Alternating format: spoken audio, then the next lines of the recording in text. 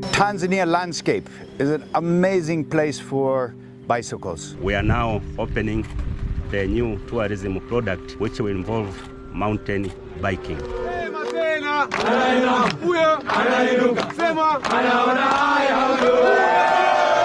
Nobody has ever brought a bike to the top of Mount Meru. Why not be the first to give it a try? We do a lot of mountain biking. All of us are experienced mountain bikers, but we've never climbed Meru. It's the first time. And we're very excited to be the first group of people trying to make it to the top with mountain bikes.